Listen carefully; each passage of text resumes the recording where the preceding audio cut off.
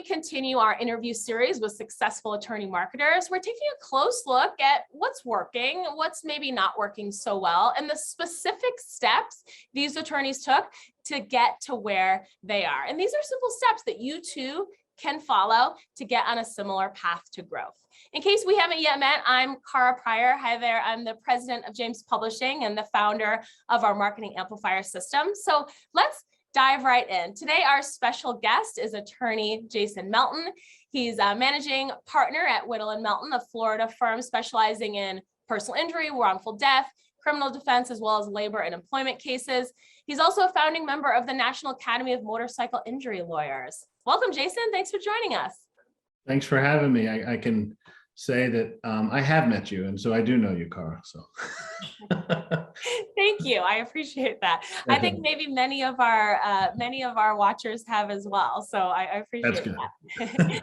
But so Jason, just to start out, kind of let our audience learn a little bit more about you, a little bit more about the firm. Let's start with just some basic info. Then we'll get right into kind of the marketing and growth stuff. So tell us, what year was your firm, Whittle & Melton, founded? When did you guys start? In practice, we started working together in 2006. And I think technically the formation of our corporation was like 2009.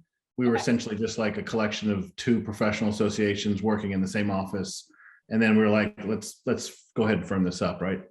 And my partner and I, we actually had known each other since we became lawyers. We were prosecutors together in Miami. And one thing led to another. And my partner had left the prosecutor's office to finish an LLM at Cambridge. And when he came back, was asked to run for Congress in an area where he had established residence with his grandmother while he was in law school. He knew the area really well, and they asked him to run for Congress, and he didn't really know anything about politics. I had worked in politics before I was a lawyer, and I was kind of getting tired of working out of a trailer prosecuting juvenile offenses. It was like, I'm glad I did the prosecutor job. It was fantastic to give back, work within the government, learn trial skills, for sure. But at some point, I can only plan out my lunches and carry coins to work to pay for parking, and work in those environments. It's just, you get burnt out. It's hard. And so I did. And so I went up to Central Florida where I didn't know anybody and ran his congressional campaign. And then afterwards, we just sort of looked around and we were like, there's nobody really hustling up here for work. It's just kind of the same 5 or 6 guys, and really in that case, it really men. It was like 5 or 6 older white men getting all the work. And they're not marketing. And the only people marketing was people from the large cities. And we're like, why don't we do something here? And so now the area has changed dramatically since then. But so early on, we were almost like the only guys doing anything locally. And it was disrupting. I mean, I think people were annoyed, right? But it was, we developed a practice initially off of criminal defense. And we've built that up into a really successful statewide practice that handles some of the most egregious allegations you can find in the code. And we also built our practice on my traffic ticket defense, which is, most people don't know that. And I always laugh when people joke about traffic ticket lawyers. And I can assure you there's a lot of them that are clowns, but there's a lot of them that aren't. And it's a really interesting business. You meet a lot of different people, but it provided me an opportunity to get a client list really fast, right? Because the threshold for hiring me was very low. Right. At that time, I was taking some cases I would take for $150. And I was serving a community that literally didn't have a private bar for traffic ticket defense. There was about 6 or 7 counties where nobody would take the cases because nobody wanted to drive to these jurisdictions. And looking back at what we did, part of the genius of what we did is that we just went where other people didn't want to go, right? I mean, everybody wants to be a lawyer in downtown Miami. Everybody wants to be a lawyer in downtown Tampa or Orlando, but maybe nobody wants to be a lawyer in downtown Inverness or Brooksville. And you probably don't even know where those cities are. And that was kind of the point. And and as I moved forward with the story, and you can stop me if it gets boring, but what was really interesting looking back is that I got really heavy into SEO in like 2005, 2006, which generally speaking was pretty early for lawyers to do that. And I was doing it in an area of the state that nobody cared about. Huh. And so I didn't have any competition online, but I also didn't know any better if what I was doing made any sense. Looking back on it, I wish I had taken all that energy at that time and applied it to the larger cities, because I think I would have been really successful, but I didn't know any better. One of the things I always talk about, one of my favorite quotes is Donald Rumsfeld. When he was Secretary of Defense, he was testifying, and they asked him about something going on with the war. And he said, Senator, there's three things that we know. There are things that we know that we know. There are things that we know that we don't know, but it's the third category that always gets us in trouble. The things that we don't know that we don't know. And so, I mean, you can always look back and say, oh, I should have done this, I should have done that. But, if you don't know that you don't know something, then, you can only work with information you have, right? And so I went and worked for a personal injury lawyer, basically learned the craft, and got to sort of a break in the road where I was ready to go out on my own. And we just kind of went sprinting from there. The practice really kind of plateaued after about 5 or 6 years. We were doing great. I mean, we were doing really good numbers in criminal, really good numbers. So at that point, up to that point, you were relying pretty heavily on organic SEO for driving those?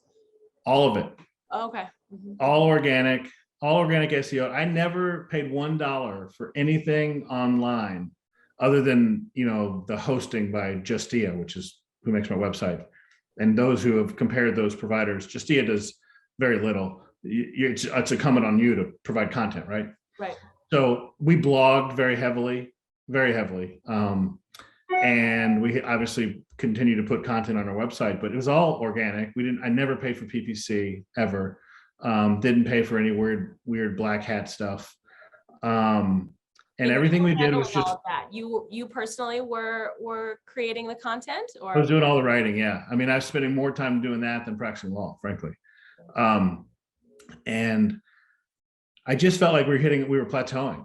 Like we were just doing the same numbers every year. And this is and the only thing making the difference in our revenue was the whales, the really big cases. And I was like, I feel like we can do better. And I don't know what it is. And I just felt like we were kind of wading in a pool, just kind of swimming, and we weren't moving, but we were still doing well. And one of the things that I did that really changed our firm, and really since then had 2 and 2.5x our revenue since that moment, was I was at a convention and I listened to Ken Hardison speak, and he offered to just get his book for free and call him if he had a question. And I was like, okay, I'll take the book and I'll call you. At some point it's just like, I've heard all the answers and none of them work for me. Let's hear another one, Yeah.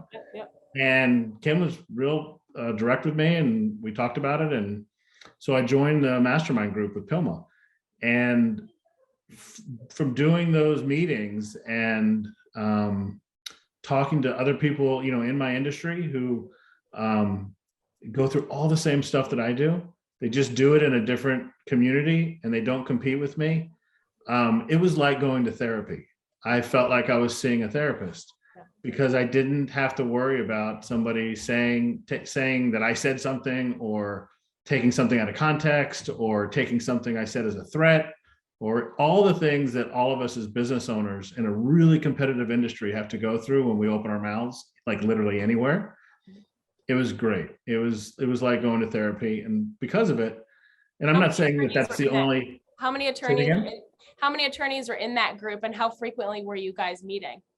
We meet 4 times a year, and there's typically between 10 and 18 lawyers. Are you still doing that now? You're still. Yeah, and that was what I was going to say is I'll never stop doing these things, yeah. even if I'm the one doing most of the contributing, which that, I mean, that sometimes that happens because I might be the most senior person in the group. It's Right. okay Mhm. because you still learn stuff. And I'll get to that in a minute.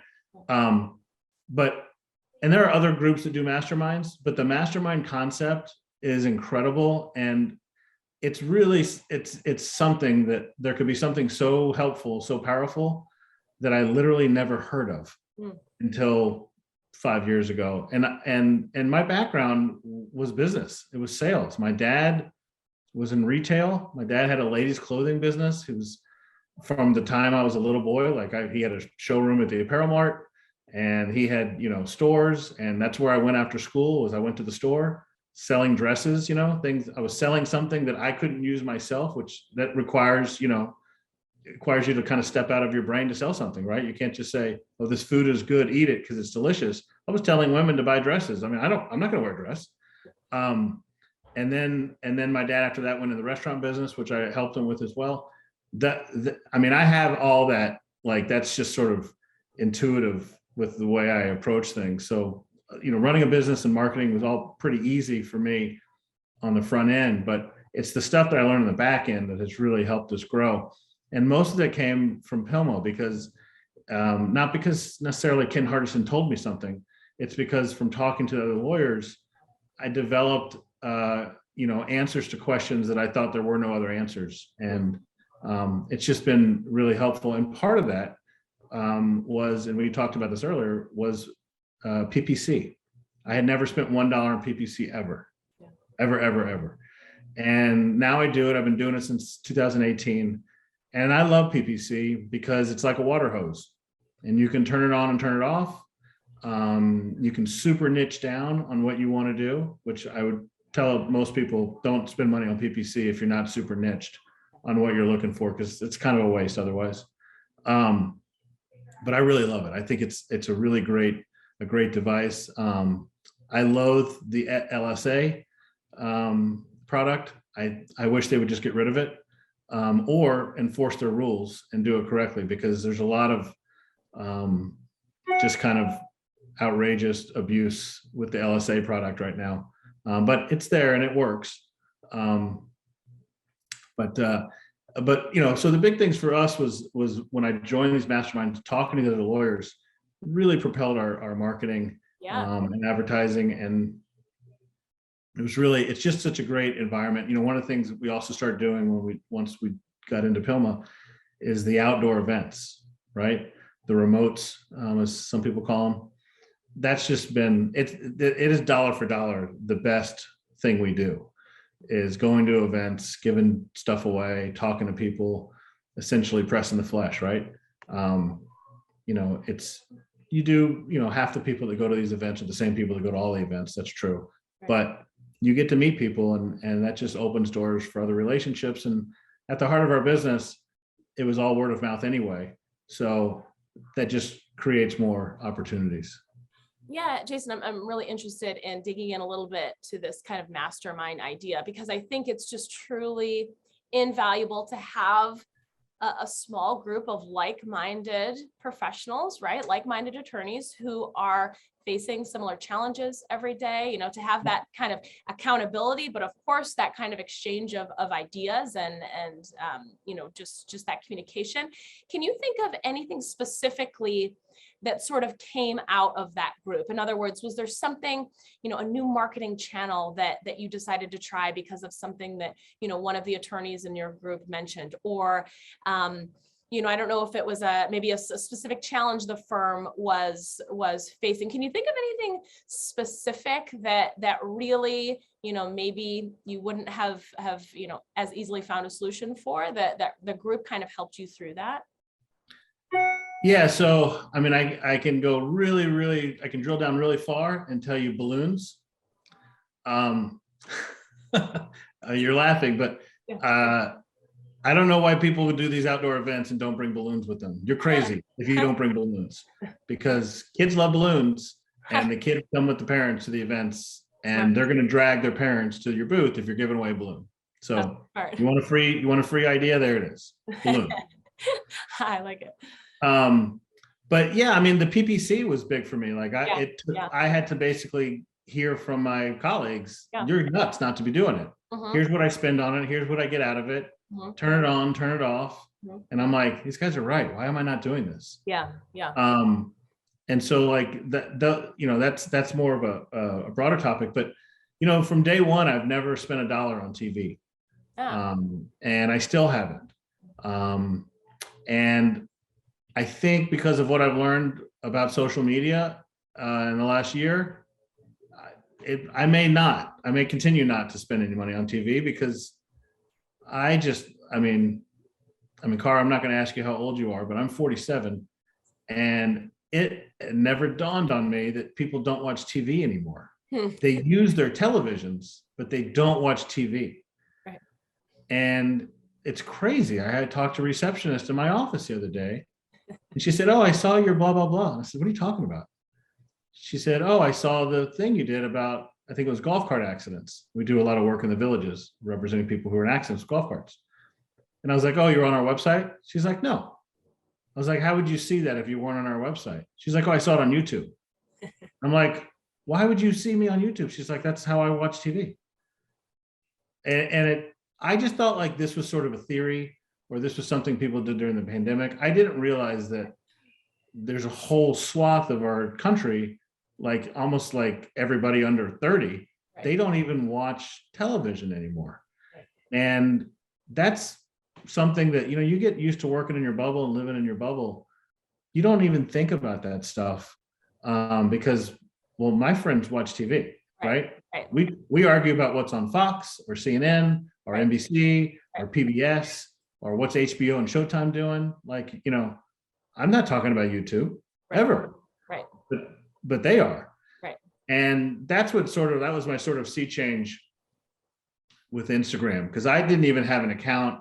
I didn't know how to use it. I didn't know what a reel was, any of this stuff.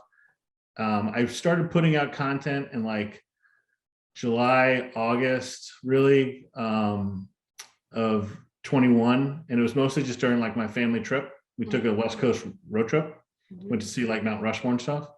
And I was like, oh, people seem to interact with this. And I had been off Facebook for 5 or 6 years. Oh, okay. And I was like, I think there might be something to this. And I started posting like videos. And then I started hearing, and this stuff was getting populated on YouTube also. And what clicked for me was I had a caller, I was talking to a guy, and he said, "Yeah, I see your stuff on TV all the time." And I kept correcting him. I'm like, "Sir, I'm not on TV. I don't know where you're seeing it, but it's not, I can tell you it's not TV." He's like, "No, I've seen you on TV." And he starts describing my videos. Wow. And it dawned on me that in the population's brain, they don't distinguish where they watch something anymore. If they see it on their phone or on a laptop or an actual television, they saw it. And it doesn't, they can call it whatever you want to call it. They saw it. Yeah, that's a good point. Yeah. And it's really incredible. And so as we're moving that direction, I still don't think the technology is that good for tracking and selling the space in that area, but YouTube and all these other streaming services, it's really something people need to pay attention to and take a look at. But so I just started doing the Instagram stuff. Yeah. And people would tell me, "Oh, well, you should do this and you should do that." And I've always felt like the marketing that we did, I wanted it to sound like we did it. There's some people, they call that like being authentic. Yep. I just felt like if I was going to put my name on it and I'm going to be in it, like it should just be me. Yeah. And sometimes I'm wearing a t-shirt and sometimes I haven't shaved, but I'm just being me. Right. And I think it's really hard as lawyers. We're so taught. I mean, a lot of what we do is about procedure, and it's about form, right? It's not about function. It's not about ends. It's all this middle stuff, and marketing's different. It's really like, what's the end? What are you selling? What can you provide for the person looking? And for personal injury lawyers, it's really hard because we're selling something that people don't need. Right. Right. Right. When they're watching the commercial, they don't need it. Right. You're just hoping they remember you when they do need it. Right. Well, the point of creating these videos and having this social media presence is to distinguish yourself essentially, right? I mean, Sure. why Yeah.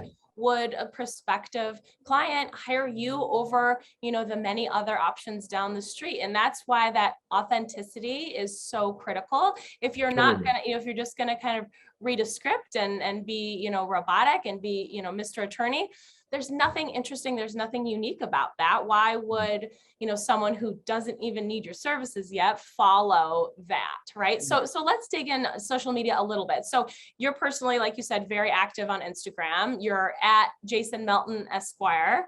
You have more than 14,000 engaged followers. Which is a terrible handle, by the way. Like I didn't know that at the time. That's like, because that's like what, 20 characters or something. I should have picked something really short. Yeah. But I didn't know. I just started a page, Yeah. And sometimes that's also what it takes, right? Sometimes you just got to start. It might not be perfect, but if you're starting, you're certainly progressing. But I think that's the number one most important thing about social media is just do it. Like, it's okay if it stinks. Yeah. Like, nobody cares. Like, then don't post it again. Post something else. Like, just keep posting stuff and hopefully it gets better. It's okay. Nobody's going to judge you for bad posts. Like, there's lots of bad posts, and the posts are not intended to be like memorials to hang on your, your gravestone. Like, they're just posts, and you're not going to get any good at it if you don't start posting. Right. You might fumble through those first, dozen, 2 dozen video, whatever it is. But I certainly agree. So many of the attorneys I talk to are it's that big hurdle of starting. What do I say? How do I make this perfect, video? But tell us about your most popular videos, because, you're posting on a regular basis. Tell us a little bit more about your approach, kind of what you talk about, what kind of gets the most traction on your Instagram. So, I mean, I can tell you that, privately, I'm regarded as a humorous person. People, think I'm funny. I think I'm pretty funny. But I don't really do that much in my videos. And it's probably ultimately going to stunt my growth at some point, because I think generally the most successful ones are the people who are super entertaining, which makes sense. I don't want to watch boring stuff either. So maybe at some point I'll grow out of that and try a little shtick or something. But we talked about this earlier, being authentic. I mean, I love to travel. Travel is super important to me. And when I finally was able to sort of break my poverty streak and have some money in my pocket, that's what I wanted to do with the money. I didn't want to buy shoes or watches or cars. I wanted to go see the world. And so I love that. I love the idea of sharing that with people. Not so much because it's not at all. It's not because I want to brag. It's because I want to share it with people, because I want other people to see it too. I have a really, really strong belief that when people travel, they become nicer people, because it helps, I think, break down stereotypes and barriers about other people who don't look like you or talk like you or act like you or eat like you. It allows the mind to be curious about things that it doesn't know about, as opposed to being afraid. And so I just think it's a really, really important aspect. And honestly, we live in 2022. It is so easy to travel in terms of like what it takes. You think about like just 100 years ago, what it would have taken for someone to go to South America. I mean, gosh, you'd have to move heaven and earth to get down there, right? It's so easy now. And maybe next time you're thinking about taking your kids to a water park, maybe hold on to your money and, go to Europe. I just think it's great. So it's sort of an important part of me as a person. And so I like to do it. It seems interesting. And I think people like to look at it online. Yep. I'm hoping. And so I've sort of used that as an avenue. I like sports and I like food. And so I'll post about that too. But I find the travel angle as a nice way for me to sort of merge concepts in law and, and what I really enjoy travel. Now, sometimes my videos are just like, here's 3 things not to say at your deposition. I mean, we're going to do those too. but I really love to travel. So that's kind of a big part of what I do. But I will say that for people who are getting started, if you can find something entertaining, and that could even just be the way you edited it, it's worth looking into. And that, you know, you watch my videos, you can see the early ones versus the late ones. I mean, it's pretty obvious. Yeah, I think, Jason, what you mentioned is really what you do so well. You really do merge your personal interests, specifically, you know, travel, your personal kind of hobbies, with informative, valuable, sort of, you know, legal related advice. I think, you know, couching those together really, it just, you know, increases the entertainment value while still providing, you know, high level information. So, you know, I think that's a really interesting approach that I think other attorneys could learn from. Is social media a sizable contributor to your lead flow now? Are you generating leads through social media? Yeah, so I mean, I can certainly tell you we are generating leads through social media. That's a fact. I will tell you, so because our practice, although it's a statewide practice, the bulk of our practice is in a very older section of Florida. It's you know, sometimes referred to as Heaven's Waiting Room. This is where people retire to, right? It's also where people grow up, but it's also a lot of where people retire. Mm-hmm. And so I've had sort of a bit of a challenge in that I was always about 10 years behind the curve on trendy type of marketing because my demographic is so old. Like our home office in Spring Hill is in the second oldest congressional district in the country. Wow. In terms of average age of voter. So for me, social media was sort of me taking a look at our practice and saying, in 10 years, what am I going to regret not doing? Right. And this is a part of, you know, frankly, the mastermind group. They always talk about working on your business, not in your business. And so for me, social media was a conscious effort of myself to essentially market to people who we weren't servicing. The bulk of my clients are older than I am. And there's that whole section of people who we talked about earlier today who don't like watch television, right? They watch YouTube or whatever.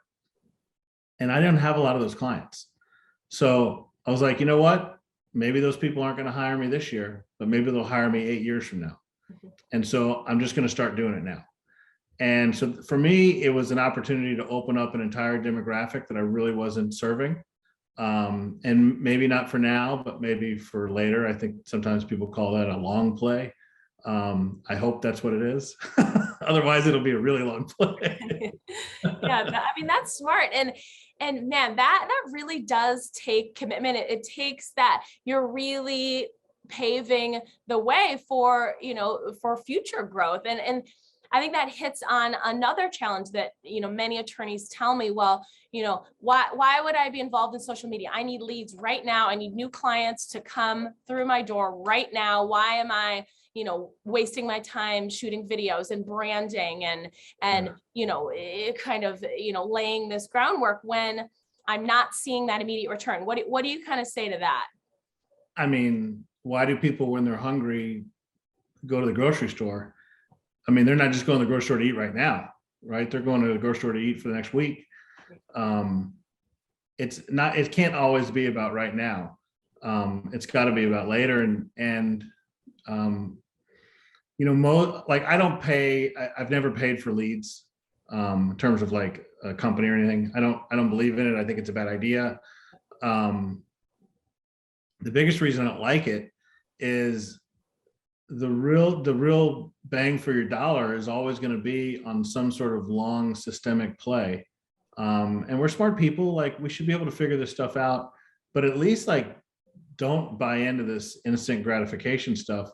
Like you want to pay for your lead today because you need it today. That's great. But then what are you doing tomorrow? Yeah. And so I don't like it as a business model. I've never really gotten into it. I know there are a lot of lawyers that do it and a lot of folks that just, they balance their caseloads off of it. I don't want to do it. Yeah. Yeah.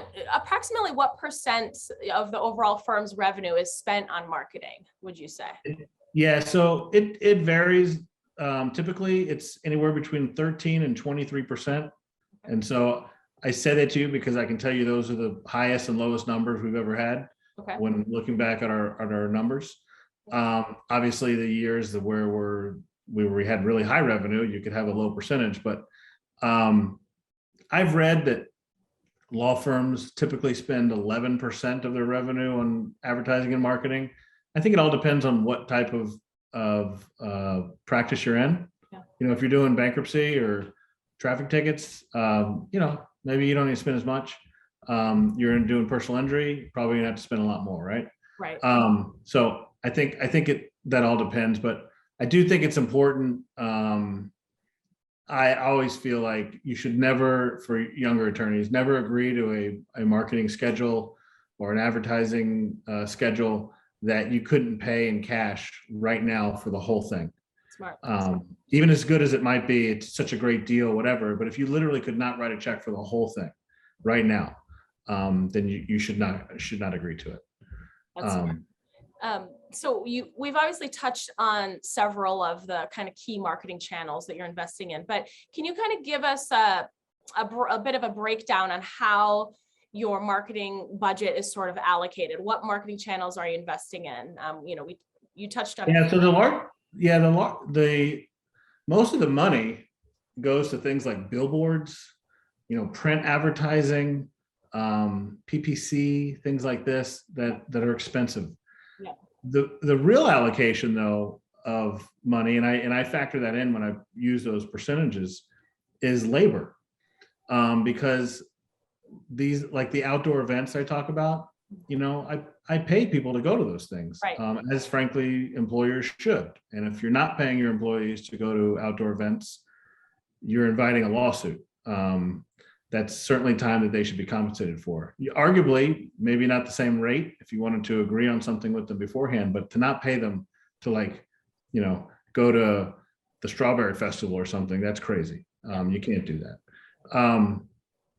So that's where that's where I try to spend most of the marketing budget, is on extra labor, the time that I have to spend, maybe traveling to events, learning things, stuff like that. So that can be expensive, but certainly like billboard, ad schedules, PPC, all that kind of stuff, it gets expensive. Yeah. There are certainly one of the challenges that we have as a law firm is, although we're very successful doing personal injury and wrongful death, that's what I do, but we have a robust criminal defense practice, and criminal defense has its own budget. And you know, marketing for criminal defense is much different than marketing for personal injury. Typically, criminal defense is almost all on the internet. There's literally no other channel to spend money on. You very rarely do you see a billboard for criminal defense lawyer. You do sometimes, but it's not very common. Most criminal defense lawyers are getting their referrals from either like a really nice source, like a corporate lawyer or something, or they're getting it from old clients, or people are just going online to go shop for a lawyer because their nephew got in trouble and they got to find somebody, right? Right. So, right. That can get expensive as well. So there's just so many funnels to go through, but the two practice areas certainly have different needs. Yeah, definitely. So then, Jason, which marketing channels kind of have the highest ROI, the highest return on that investment? Is it the targeted, the niche PPC efforts that you're talking about? You know, where are you seeing the highest return? I think certainly the outdoor events, because I mean, I can tell you, we go to outdoor events and like there are several new cases. Just shows right up, right? So you're not going to get that from something else, right? Yeah. So the outdoor events are great. I mean, it's helpful to the community. You're usually, you know, sponsoring something, and you really do see a return. PPC is really, it's very trackable. So I really like the PPC. You know, I don't know if it really counts for your question, but I still think the investment of attending PILMA events and going to my mastermind, it's probably the best money I spend. Yeah. Because why do I need to go make 10 mistakes? If I could just hear from the other guys what's working, then you know, it's a really good use of money. Yeah. So you mentioned obviously labor, support being an expense. How large is your team, attorneys and support staff? How large is the team? Right now we have about 25 people, 9 to 11 lawyers, depending on how you count.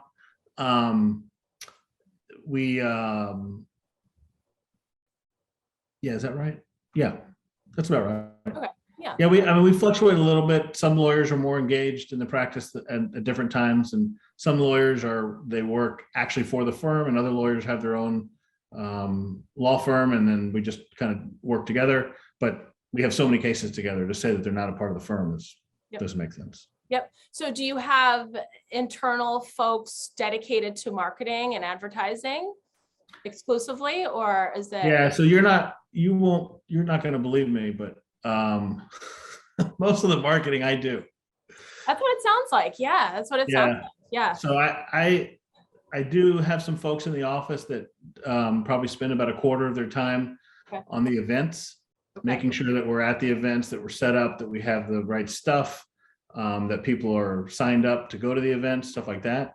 But the rest of the marketing, it's usually me. I'm negotiating the contracts, and I'm overseeing the development of the creatives because I want it to look a certain way. Are you managing the PPC campaigns yourself? No, I have an outside vendor that does that, but they report to me. They don't report to anybody else. Yep. So I guess I'm managing the management of the PPC. Right. Yeah, you're keeping a close eye on it. Yeah, that's good. Yeah. So, So I love doing this job. Like I think it's a lot of fun. Yes, I like to help people, and I think the law is important, but I think actually it's fun. I enjoy doing it. Yeah. And you're getting into little arguments with insurance companies over what they should or shouldn't do. I can think of a lot worse things to be doing with my time. So yeah, okay. I can tell that you're passionate about this stuff. It definitely comes through. So, Jason, you've done a lot. You're doing a lot that's working really well. But if a lawyer is watching, maybe they only have time to adopt one, maybe two of your firm's successful marketing channels, what would you recommend? Well, the first thing I always tell young lawyers is don't do marketing if you can't really splash whatever space that you're doing. Like if you're going to do bus stops, then do a lot of bus stops and be the bus stop guy, right? Don't do 3 bus stops, 1 billboard, 1 newspaper. Like it's just not memorable. People's brains don't work that way. And so that's the first thing that I tell them. If you're going to do something, then really work that channel, which is a good segue for social media too. Like I have a TikTok account. I put stuff on it from time to time. It's not important to me. I just do it just in case TikTok takes off and Instagram fails, and I have something to work off of. But I think doing this stuff takes work and it takes time. I heard somebody once say, and it's true, of all the things that we have in our law office that's not scalable, it's time. And so I really believe you should just pick one of the channels. If it's Facebook, if it's Instagram, or if it's TikTok or YouTube, just pick one and just drive real fast in that lane. And don't worry about the other lanes. If they'll happen or not. Because otherwise you'll just end up with 4 bad channels, right? And the same as with marketing. You got to pick something and go really kill that thing before you do other stuff. But in terms of money, if you have a little bit of money in your pocket, I think joining a mastermind is incredibly important. I'm very partial to the one I have with Pilma, but I know there are others out there. I think one of the hallmarks of a good one is that you're with people who do what you do nowhere near you. Yeah, don't want to be competing. Yeah. Well, it's just like you want people to have a free flow of ideas, and that's a great way to inhibit the conversation. Yep. Whether or not people want to try to do it or not, right? Yeah. So I think that's super important. And then just be involved in your community, and roll up your sleeves and go to the county fair and go to the bike rodeo. and all the stuff that seems annoying to you, like you have to treat, I mean, my background in politics made this super easy for me to do and understand the value of it for, but to me, like lawyers who are in this space, you have to treat it like you're running for office. Yeah. Because you are. I mean, you're running for their Right. trust, and you want to be their trusted, legal advisor in the community. That's like a position, you know. Like there's only one mayor. Well, that household is going to have one lawyer. That when something goes down, they're going to call that lawyer most likely. They're not going to have 6 different lawyers for 6 different practice areas. Yep. That's what other professionals have. Yep. But for folks that are not professionals, and I grew up in a household with my dad was in the retail business and my mom didn't work, and I was the first lawyer on either family branch going any direction. I knew one lawyer, my next door neighbor, who was actually an insurance defense lawyer. Huh. But I would have gone to him with anything. There's Yeah. no reason for me to know more than one lawyer. I mean, that doesn't make sense. And I think for the most part, people operate that way. Yeah. And so that's why I think when you market your firm and yourself, you should treat it like you're running for office. And anytime you have an event where you can meet people or get yourself out there, you should take advantage of it. That's super smart. And, documenting those events, make for wonderful sort of fodder on social media, and it kind of completes 100%. that circle. And that's really great. So Well, here's one more. yeah, Here's one yeah, more. please. Yeah. Newsletters. Mm, I can't tell you how many people have stopped doing newsletters. yes. Yes. Oh, because the internet is so great and you can just email them, and you can just delete them too. Hmm. That's the beauty of the newsletter. If you do a nice newsletter, it will sit on a coffee table.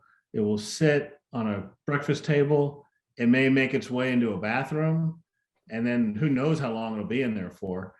There are no emails that do that. Yeah. There's no emails anywhere that do that. Yep. And when you produce a nice piece, it doesn't have to be more than, maybe 4 or 6 pages folded up, right?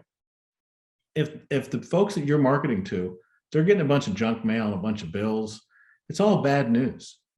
Your piece may be the only good news that comes in their mailbox, and they may read your dumb jokes and do your dumb trivia thing, because it's not bad news, right? Yeah. And you would be surprised how many people really appreciate a newsletter. I know it costs a little bit of money, but keep your email addresses from your clients. That's fine, but get those addresses and mail them newsletters. I just think, like, the further we get down the path of convenience and the internet and everything, some of these older channels are really nice, and less people are doing them, and it's very helpful. Yeah, I mean, that is so true. Newsletters are old school, but they are a proven way to stay top of mind with those past clients. I mean, I think it's such a mistake to just assume that your past clients or your other contacts will just remember all of the services that you provide. I mean, how many times have we run into old clients and they don't know your name? Yeah. I represented you, don't you remember? Right. Oh, Right. I mean, that's great. Yeah. He doesn't know my name. I mean, come on, like, it's true. If you tell me, like, who's my plumber, Yeah. I don't know. It's in my phone. I can tell you, I can go look it up because I wrote plumber next to it. But I just think we're drinking on some of our own Kool-Aid if we think people really remember our names. Right. You need to help them. Right. I completely agree. Excellent advice. Okay, well, so I think that will kind of wrap it for today. Jason, thank you so much for sharing your expertise, your advice, your tips. It was a real pleasure learning from you. And if you don't already, be sure to follow Jason on Instagram. I do, and I appreciate his content. Again, he's at Jason Melton Esquire. You'll get lots of great inspiration there. Thanks again, Jason. Thank you very much. You guys have a great day. Yeah, everyone be sure to join us for our next episode of Practical Marketing Tips for Small Law Firms, happening very soon. Have a good one. Take care. Bye-bye.